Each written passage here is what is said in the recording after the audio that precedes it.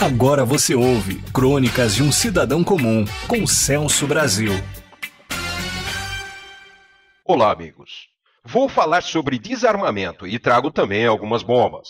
Lembro que esse Estatuto do Desarmamento entrou em vigor em 2003 e foi rejeitado em 2005 nas urnas por 64% da população. Numa atitude antidemocrática e ditatorial, esse estatuto vigora até hoje. Uma ação demagógica e oportunista que tenta impor uma ideia falsa de que, desarmando a população, diminuiria a violência. Em primeiro lugar, o próprio Ministério da Justiça confirmou através de estatísticas e anunciou que o problema não são as armas legais, mas sim as ilegais. Mostrou que é mais fácil ser baleado no Brasil do que na Guerra Civil da Líbia. Repito, é mais fácil ser baleado no Brasil do que na Guerra Civil da Líbia. Um dado assustador, não? Ainda assim, o governo deu um andamento na enganação, gastando dinheiro do povo em campanhas milionárias para desarmá-lo, mesmo ciente de que o cidadão desarmado garante mais segurança aos bandidos, os portadores das armas ilegais. Conclusão: os índices de violência aumentaram, e muito.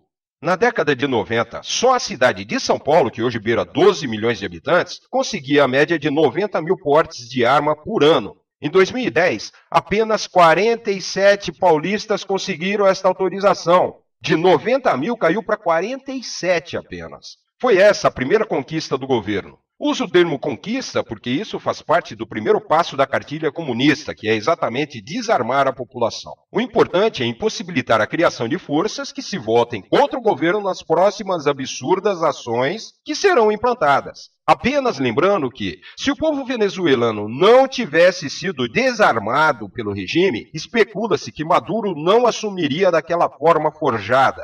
Consegue entender agora? As estatísticas mundiais dão conta que os países onde a compra de armas legais é livre, os índices de violência são extremamente menores. Um exemplo vivo é o estado do Alabama, nos Estados Unidos, onde toda casa possui pelo menos uma arma e o índice de violência é quase zero. Ou seja, quanto mais armas, menos elas são usadas. Miguel Libório, especialista em segurança pública, afirma: o grande problema não são as armas legais, mas as ilegais. E com tudo isso, o problema grave e real, as armas ilegais, sequer foi debatido. Sabemos que o direito de defesa é assegurado pela Constituição Federal, a mesma que rasgaram há muito tempo.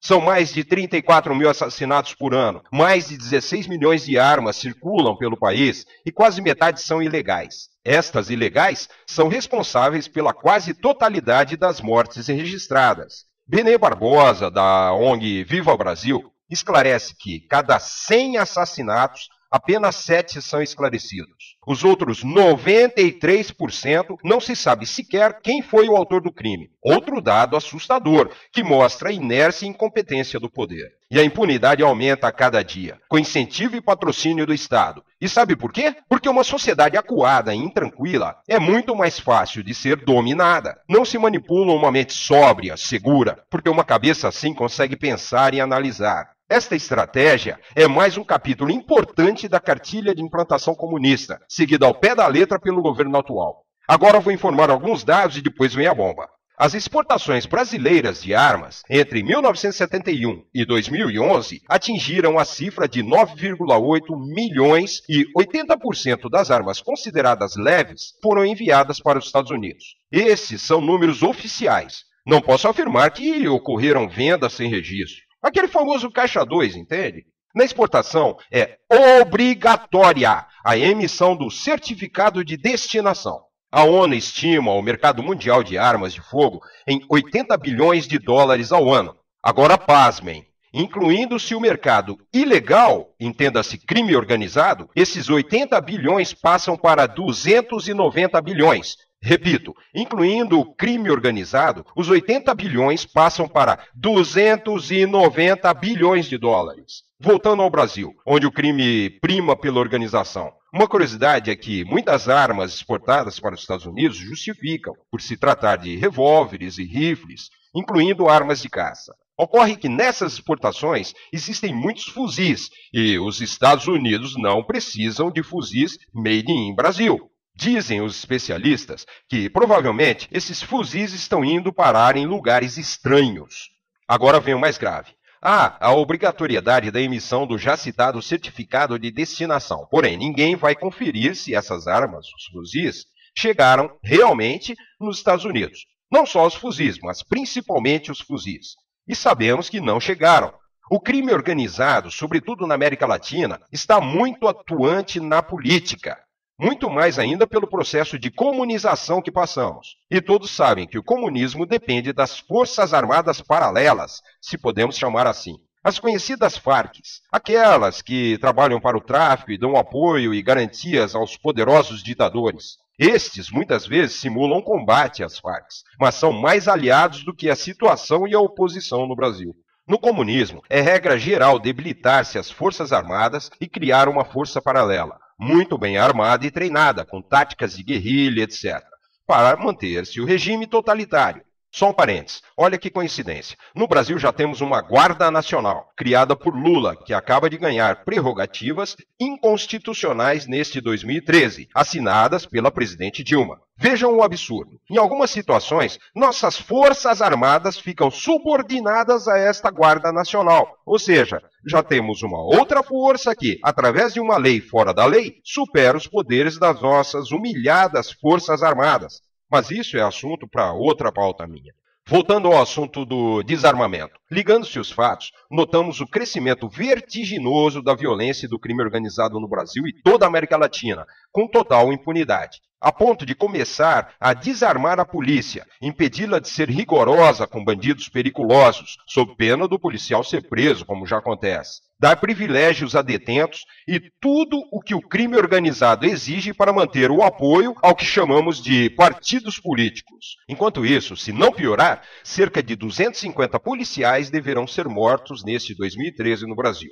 Esse processo está escancarado, com o Comando Vermelho exibindo até seu hino no YouTube, se autoproclamando partido, enquanto vídeos que denunciam deslizes dos políticos estão sendo censurados e tirados do ar por ordem judicial, criando jurisprudência, ou seja, a censura praticamente tornando-se lei. Vemos claramente que há uma sujeira embaixo do tapete e ninguém pode mexer nisso. Não interessa ao governo. Analisando a cartilha comunista e granchista, vemos que todos os passos para a implantação completa do comunismo estão sendo obedecidos, na risca. E então, poderosos de Brasília, se eu tenho estas informações, vocês as têm com os mínimos detalhes. E eu pergunto, para onde estão indo aqueles fuzis e armas pesadas que citei aqui? Os especialistas dizem que uma parte está indo para o crime organizado que impera no México, e não para os Estados Unidos, como mostra o certificado de destinação.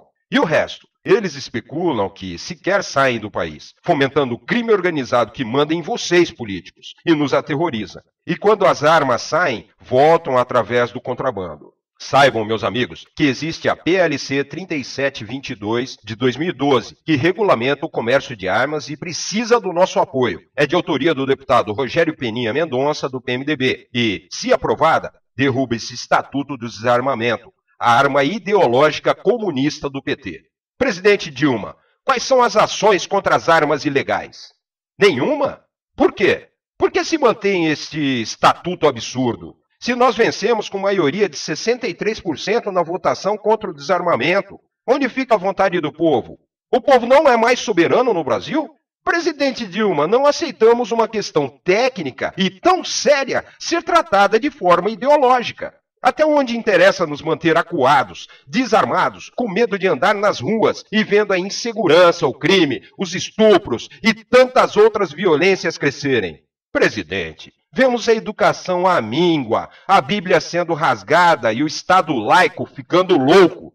Tenho muita coisa podre para expor ainda. Espero que me permitam continuar. E minhas perguntas não encontram eco. E nem vou ficar parado esperando respostas. Vou exercer a minha cidadania. Até a próxima. Crônicas de um Cidadão Comum, com Celso Brasil.